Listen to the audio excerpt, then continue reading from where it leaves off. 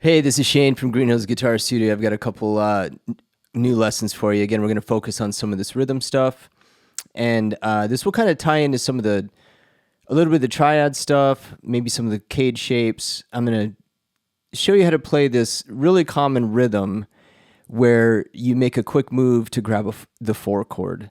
So this first one will be in G, and I'm just going to walk you through the chord shapes and some of the technique stuff, and then I'll play these for you. So this first G chord, right? You don't always want to play big full bar chords, depending on the style of music, but a lot of the times it's common to just grab a part of a chord. So this is a G bar chord. If you're looking at the cage thing, here's your E shape. Well, if we kind of chop that in half, it's like we moved our F chord up, okay? So I'm in the 3rd fret, and then the 4 chord of G is C. So instead of going the big clunky thing, we're gonna go like this. We're gonna take this C, we're gonna chop it in half. So there's your A chord shape moved up, like the caged system, if you're seeing things that way. So this chord thing will look like this. That kind of thing. It's used a lot in all kinds of songs and blues and rock and roll. So this is a really important thing to know. And plus it's going to help you to work on your technique where you have to really clear some strings and not hit too many. So if you're kind of strumming like a madman, you're going to want to clean this up so that you don't hit too many strings. I'll show you what I mean. So when I go to the C chord, you want to be really careful to not hit that top string, or you're going to turn that C chord into a C6 chord. It's a cool sound, but it's not always what you want. So what you'll have to do is balance between strings with the right hand and making sure you're hitting the right strings. Now, if we move this shape up, so we've just played this C chord, now we're going to move it up to this C chord at the 8th fret. Its 4 chord is the F chord. So we're going to do the same move. And then for the 5 chord, we're going to take this A chord shape. There's our D chord at the 5th fret. So we're going to grab that shape. Now its 4 chord is a G. So this is a triad on strings 2, 3, 4. G, D, B. This is a triad on strings 2, 3, 4. D, F sharp, A. So you get these really tight, compact sounds that are really usable. Keith Richards does this stuff all the time. I mean, you've heard this a million times. They're really great sounds. So it's really important to have them under your fingers. Next, I'm going to talk about how to get in and out of the chords because we've got a slide that we have to deal with. We're going to start with the 3rd finger a fret behind our root. So this is the G chord, the G root. I'm going to put my 3rd finger behind it and I strike and I slide in and then I get to the chord. So from the side, it'll look like this. I'm on the tip of my finger. So this first part goes.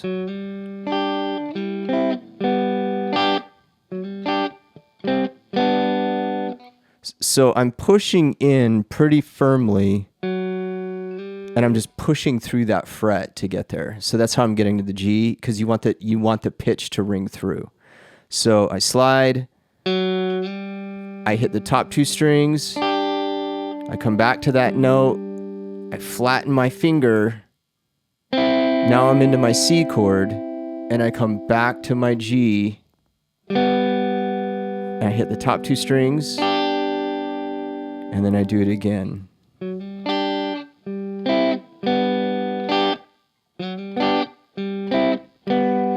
But on the second time, as you can see in the tab, I don't hit the top 2 strings, I just come back to the G chord, so it looks and sounds like this.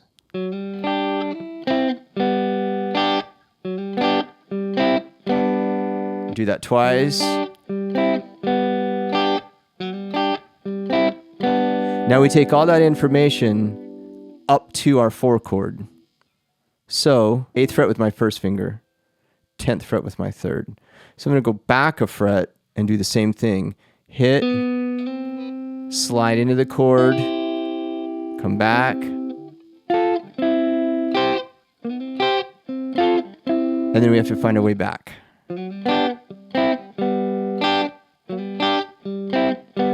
Okay, now we're looking for that 5 chord. I key in, I know that's the root right there. That is a D note, 7th fret, 3rd string.